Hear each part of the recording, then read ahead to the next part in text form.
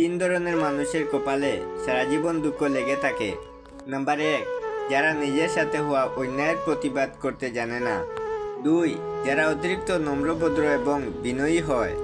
3, যেরকম অন্য কেউ কষ্ট পাবে বলে কখনো কাউকে না বলতে পারে না।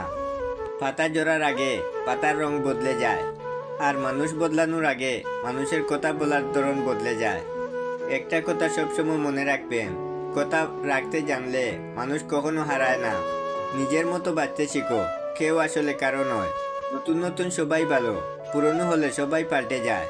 ভালোবাসা হৃদয় দিয়ে হওয়া উচিত, স্বার্থ দিয়ে নয়। কেউ যদি আপনাকে সমর্থন না করে তাহলে হতাশ হবেন না, কারণ উপরওয়ালার চেয়ে বড় সঙ্গী আর কেউ হয় না। জীবনের সব স্বপ্ন পূরণ হয় না ঠিকই, কিন্তু জীবনে বেঁচে থাকতে হলে স্বপ্ন দেখাটা অনেক জরুরি। সত্যিকারের ভালোবাসা একটি অসহায় জীবনকে নতুন রূপ দিতে পারে, আর একটি ভালোবাসা একটি সুন্দর জীবনকে ধ্বংস করতে পারে। পৃথিবীর ক্ষুদ্রতম শব্দের বৃহত্তম অনুভূতি হলো মা। একটা কথা সবসময় মনে রেখো, সকালে ছোট্ট একটা চিন্তা তোমার পুরো দিনটা বদলে দিতে পারে।